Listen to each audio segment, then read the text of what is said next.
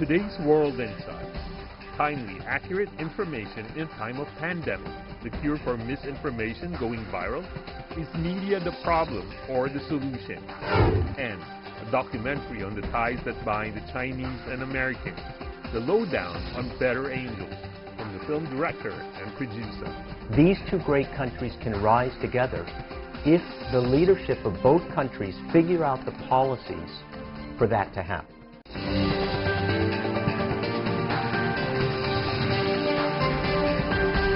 Here's our host, Tian Wei. Hello and welcome to World Insight. I'm Tian Wei in Beijing. The COVID-19 pandemic swept across the world with more than 20 million confirmed cases and up to 800,000 deaths. Worldwide, governments set up quarantines and carried out social distancing to stop infections.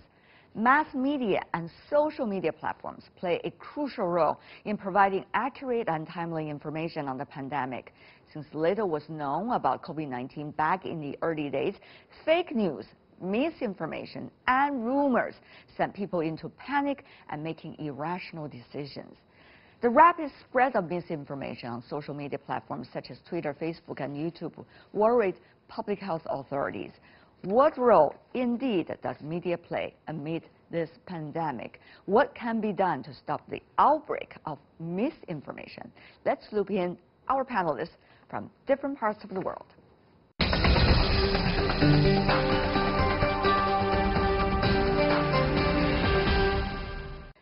For more on the role of the media amid the COVID-19 pandemic, we are joined from all over the world. You can see they are in different occasions. Wang Yiwei, the director of the Institute of International Affairs at Renmin University, Jose Luis Manzano, a major shareholder of Grupo America, the second biggest buy-side Argentine media group he co-founded in 1996, and Adriano de Sandes, the director of the Experimental Center of Cinematography in Rome. Meanwhile, we also have Peter Finbright, who is the San Francisco Chronicle's lead science reporter.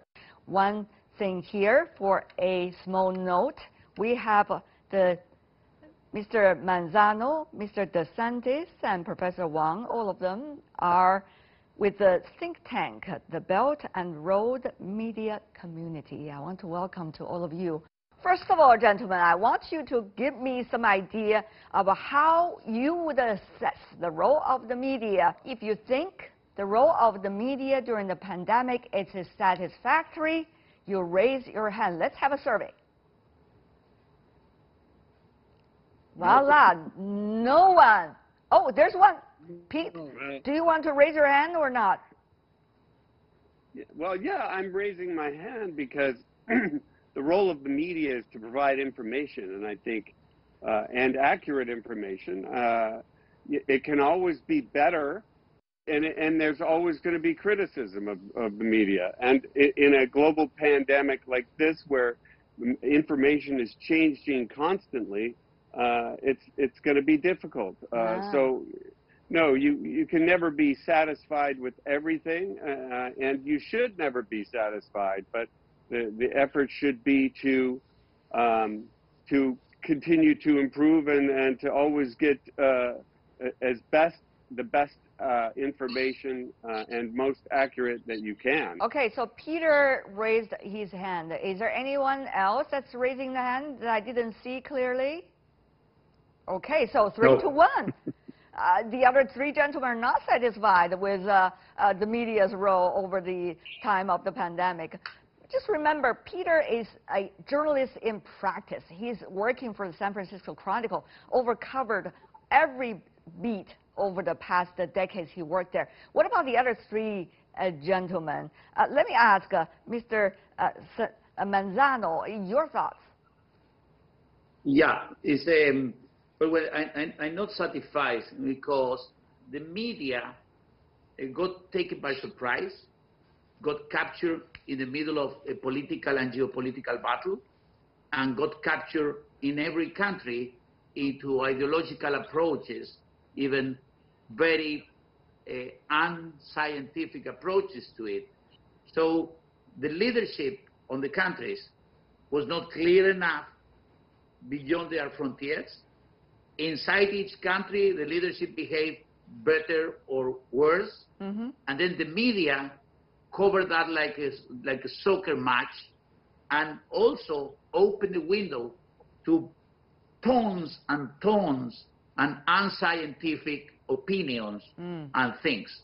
So when you put together the lack of global leadership, the not uniform flow of information, plus biased media and very opinionated media with ideological bias, media contributed to many of the mistakes. Media contributed to thousands of Americans in the beach. Media contributed to thousands of Spanish going back to the beach last week and getting sick. So we could have done better. Professor Wang Yiwei, what do you think? You're coming from the academic world among the four of you. You didn't raise your hand. You're not satisfied with the role of the media over the past 8 months or so of the pandemic. Tell me more about what you think. Well, it's very difficult because the media in China and abroad may be differently.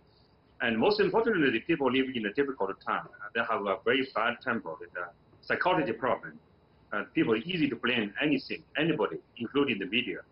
So you cannot make a judgment during this difficult time. And secondly, because people cannot travel, just close the door and use the internet, WhatsApp or WeChat. So this media is overload responsibility for the pandemic. So it's not a traditional role of the media should play. Interesting. Mr. DeSantis, tell me more about your thoughts. You didn't raise your hand either. We lost the chance to work all together, and I talk in an international way, putting all the countries together, sharing the right, the correct, and the non-fake communication. And the pandemic, what we lived with the COVID, was so bad, it was so dangerous, and therefore I think it was the chance to work together when we talk about communication. But it happened the opposite. So for that reason, I'm absolutely not happy, because many different interests came out, and not only worldwide, but also in Europe.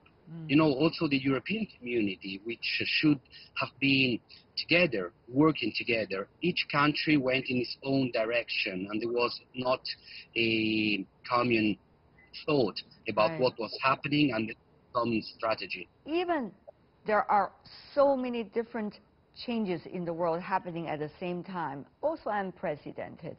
But the role of the media claiming itself to be, quote unquote, the fourth force of the society, is the role of the media still what it advocated it should be? Then let me go to the only reporter among this group, Mr. Finwright. You cannot compare a newspaper reporting a pandemic to an opinion pundit on television, because they're going to be covering it in a different way. And also, social media plays a huge part in this as well. And social media, they don't, you know, many don't have any standards of journalism that are typical of, you know, of a mainstream newspaper. So, I mean, in this world, we have so many different forms of media.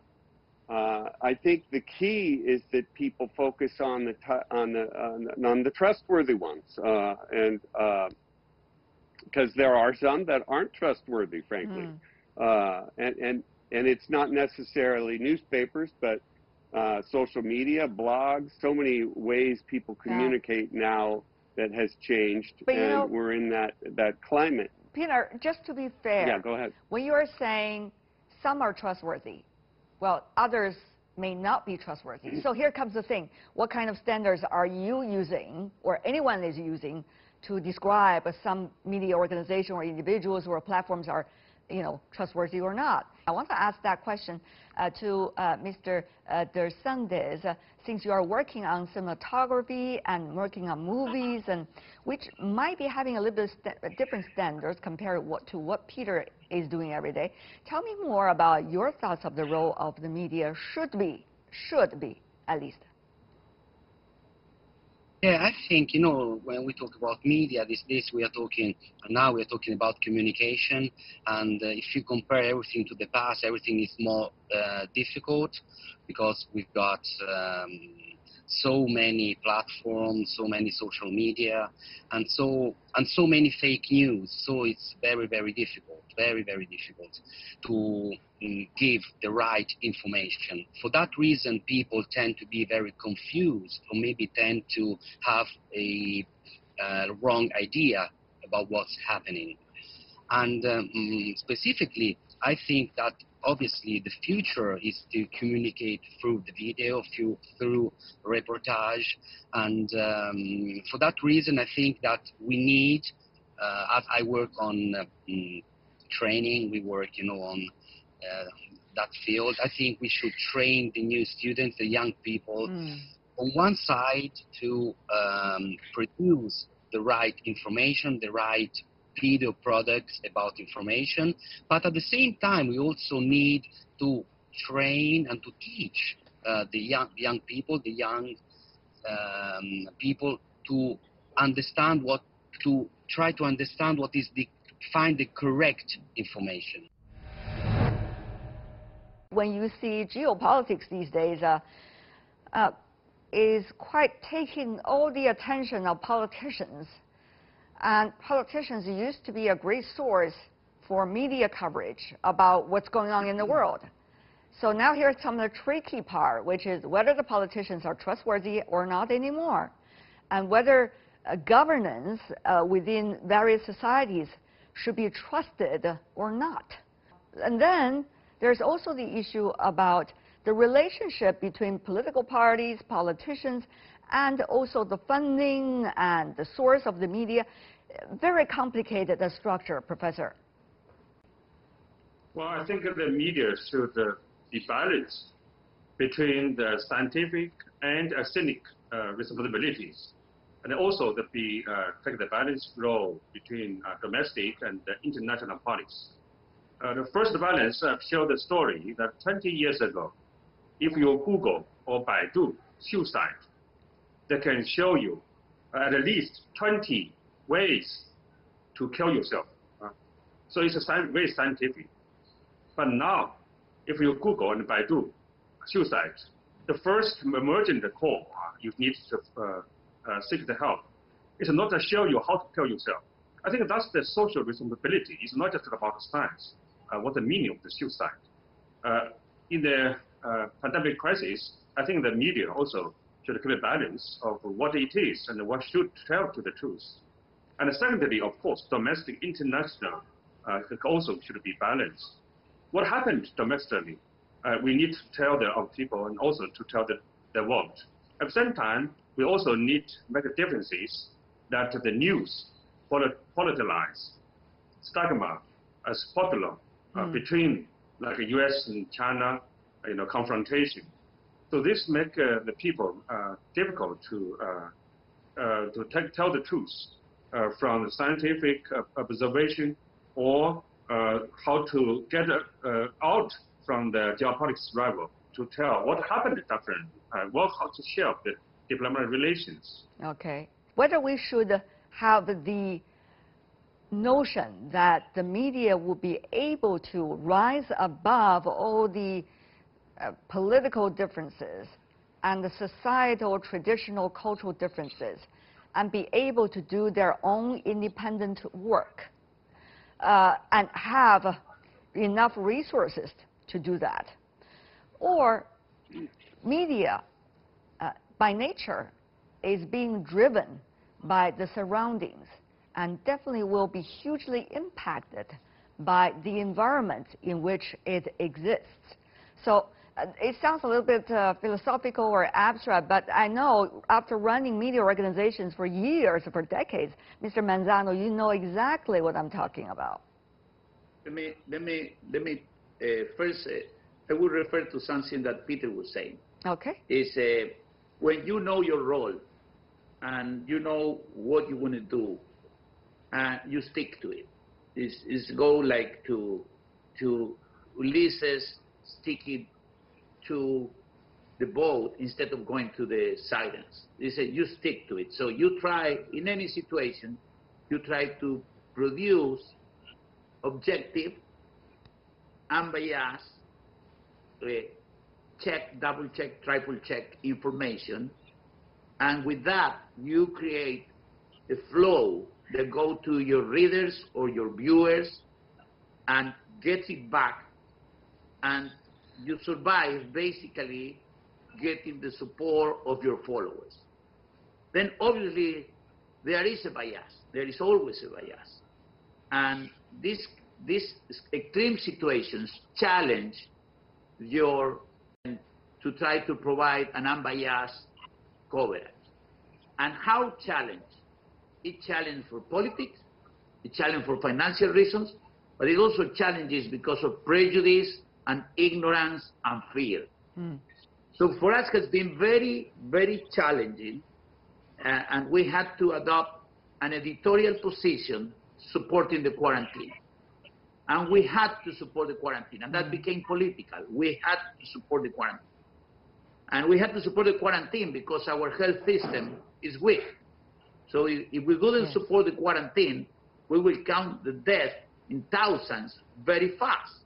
And that is scientific. And we had to have the chairman of our group talking to individual journalists that had their opinion. They didn't believe in the virus. They didn't believe in the quarantine. And they had the prime time. So the boss had to tell them, listen, unfortunately, please differentiate what is your opinion, what is the proven scientific approach to it. That is, if we do not quarantine, we don't have enough respirators. So the challenge is, in this time, is you have to stick to your values. On the other hand, Mr. DeSantis, for example, there's also the trend of the media that as long as there's more drama, as long as there is more attention and eyeballs, you're successful. Everything these days must be spectacular because everybody is so used, in touch with communication, with video, with all these products all the time, so that when you give also a real, a very good, a true information, you must be spectacular, otherwise nobody will hear you. So that's another big problem, so I agree. Mr. Tim Wright, if you could be brief, tell me about your thoughts. We live in the society. I mean, I have had to shelter in place for months now, and I wear masks every time I go out. So, I mean, I work for the media, and we live in the society we live in. So we're experiencing it too. I mean, yes, I cover science. I cover the scientific reports, and I talk to scientists every day. So I'm not trying to be spectacular. I'm trying to report what they say accurately and well, and in writing that is lively, of course. When spectacular things happen and it's reported in the media gets blamed for reporting spectacular things. But I mean, when the president says something controversial, we're going to cover it. When there's bad information about some science that makes things look dangerous, we're going to cover that. So it's not hyping it. It's being as accurate as we can. Professor Wang, also your final words. Even though you are not a media practitioner, but I'm sure you are. In the receiving side and the academic side? Well, I think we should make differences between politics and culture, even they are strongly connected. Many Western media blame so-called disinformation about China. This is a misunderstanding or discrimination about Chinese culture. It's not just the Chinese model or Chinese politics.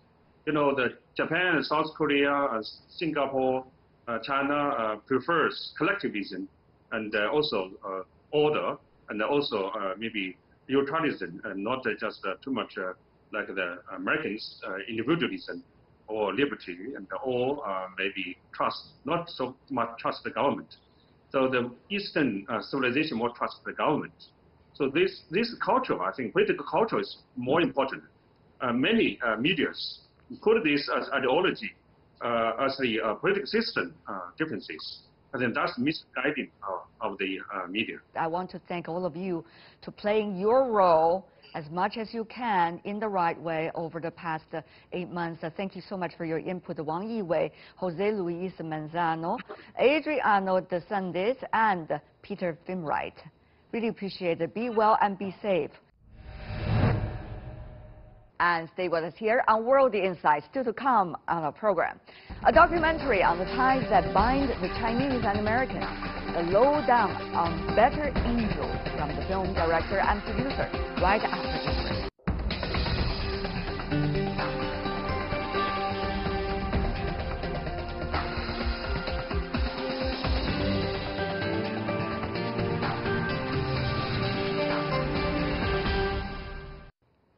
Welcome back. You're still watching World Insight with me, Tian Wei. Next, we turn to Pathfinder, our special series on China-U.S. relations and the people that are trying to make a difference.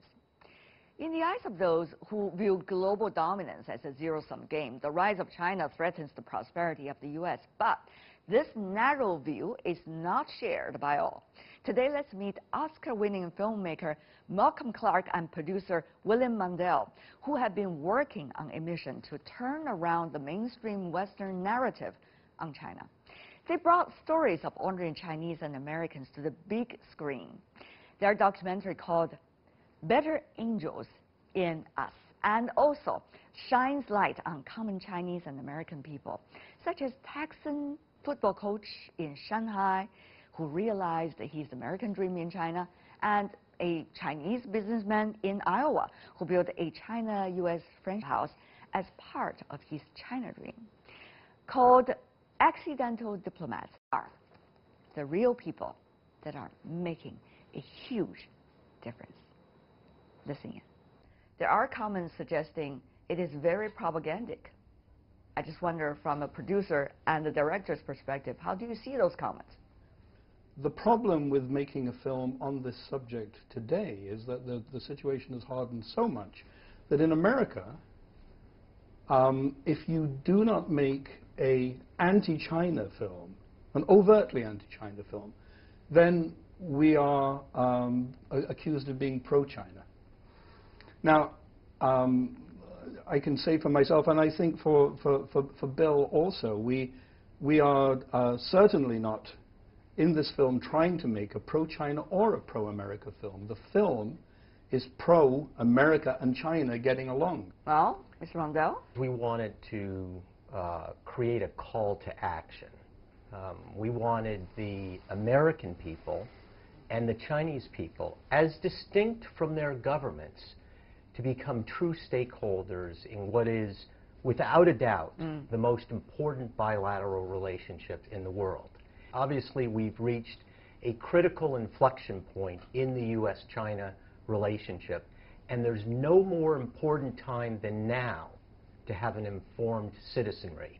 And we very explicitly took the best of America and the best of China, and we asked the question, what happens when you put those two better halves together? Having said that, though, what is it like for both of you when you are filming the documentary, producing it, and see the bilateral relations apparently falling day by day, literally? It reinforces the message of this film. And the message of this film is that if we follow the example of the so-called accidental diplomats, those ordinary Americans and ordinary Chinese who are seeking to bridge the physical and metaphysical distance that divides our two countries, that is the vehicle to transform the U.S.-China relationship from one where we barely tolerate our differences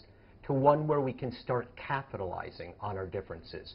So the short answer to your question is, when we see these headlines, it just reinforces that we are on the right mission in this film.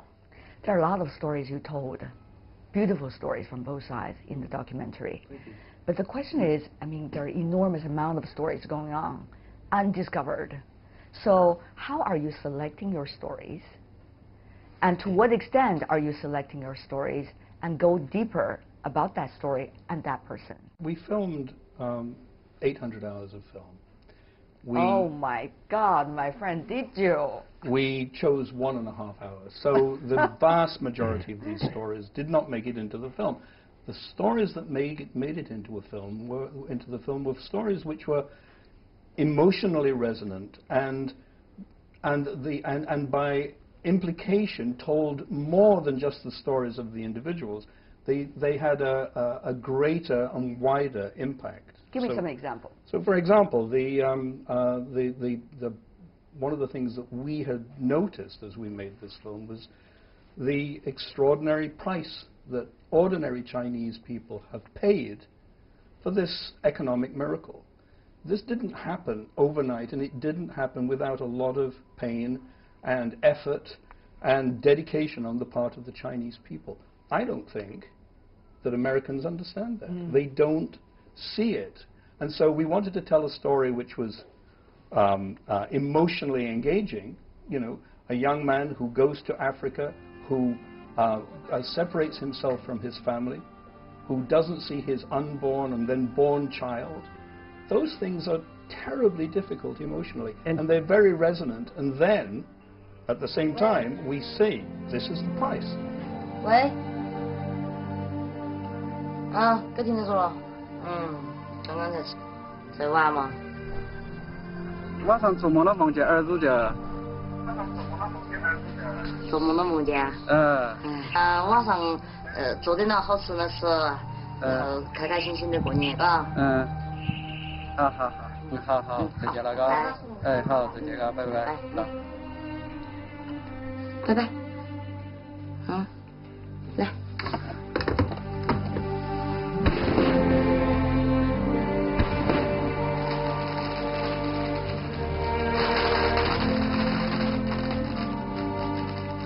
Did you know him? I mean, personally, before you try to portray his story, how did you get to know him? That was a very expensive and arduous piece of filmmaking, probably the most Fortunately, complicated. your executive director is not sitting here in the room.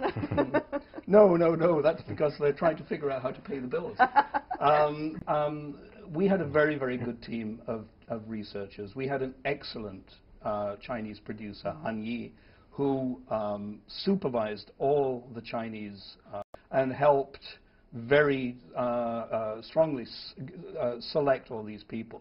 We don't speak Mandarin, neither Bill nor I. Yeah. And so we had to rely heavily on someone who was an experienced documentary filmmaker who could select these people to be in our film. Right. I think more broadly, the characters are used to shatter the myths that Americans have about China and Chinese have about America. What are these myths? Well, one of the myths, as our director has just said, is that there is a dark side to globalization for the Chinese people. The American people certainly understand what the downside to globalization has been for them. There's been a hollowing of the middle class of America. Yeah. What we show is that the Chinese middle class, not even fully formed at this stage, still growing, is also experiencing significant disruption from their job base. Jobs are migrating from China to Southeast Asia. They're migrating from China to Africa. Right. The sequence in Africa that Malcolm just talked about is part of a phenomena where 6 million children in China grow up without a mother and a father. That's a sociological phenomena, the likes of which the world has never seen. And that is something that is not widely reported in the mainstream media.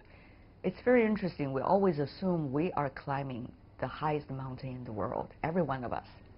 But we forget that every one of us around us actually is climbing as high a mountain as we are.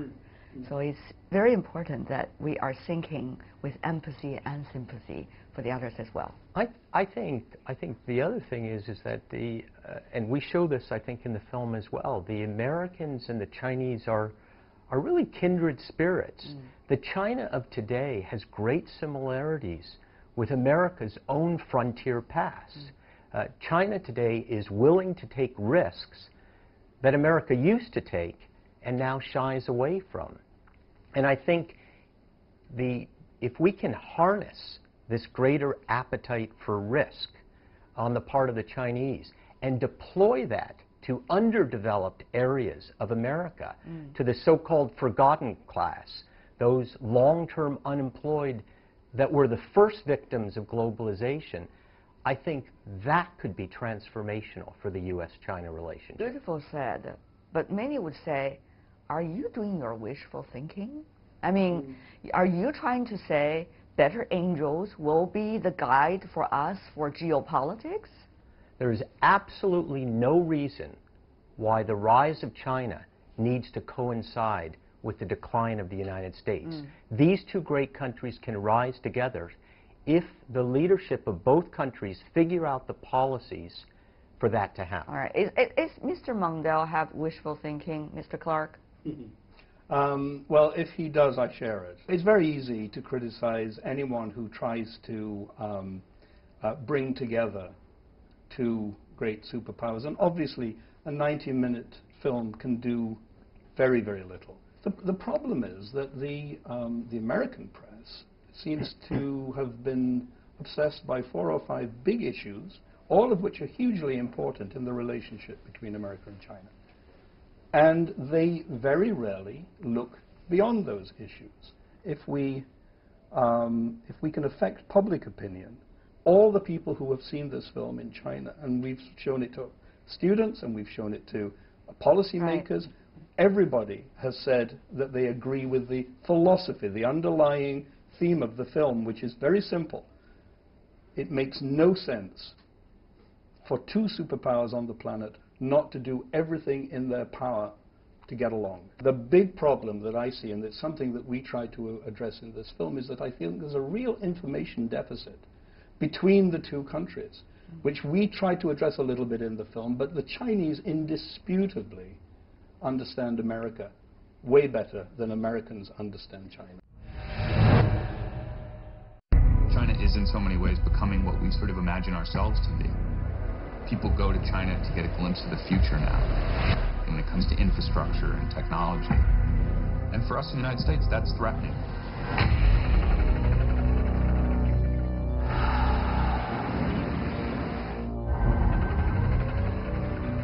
There are some people in this country who would like to make China an enemy. It is the greatest opportunity lost that mankind has seen. We're not yet enemies. When we think about the one place that seems to be doing us better than we're doing us, it's them. And they are the #2 economy in the world. You've got these two countries that are in so many ways inextricably connected, and yet are also deeply, philosophically, morally suspicious of each other. The question is, how do we get past that suspicion? How do we get to a point where we acknowledge all the things that we have in common? People-to-people relations. It's important. It always should be in the fabric of the relationship. And yet, is it too little, too late? I think we shouldn't beat around the bush. I think the economic relationship between the United States and China needs to be reset. And I applaud President Trump for bringing this issue to a head. What I don't agree with is the method by which the administration is carrying that out right now. This singular obsession with the trade deficit, I think, is both dangerous and wrong-headed.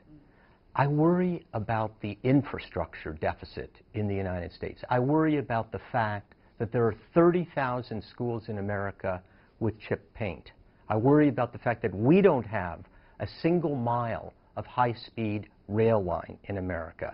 I worry about the fact that some of our airports, like JFK, are basically not up to 21st century standards. The easiest way to reset the economic relationship and also to close that infrastructure gap would be for China to deploy a portion of its Belt and Road Initiative to the United States. Well, we have quite a number of ideas as to how these two countries and economies and people could work together so that more common ground can be created, less fear as a result about one another. But the question is, you know, we are already, some argue, Mr. Clark, reaching this pivotal moment.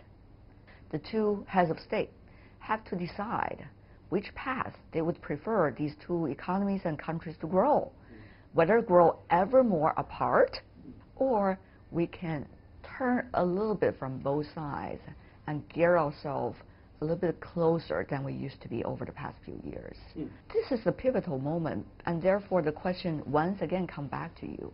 I mean, how much difference a documentary could make? Well, I don't think we can do an awful lot if they choose otherwise. We have made a 90-minute film. The one thing that I will argue for quite strongly is that, with great respect to you and your colleagues and the Chinese media, I think you guys could do a much better job.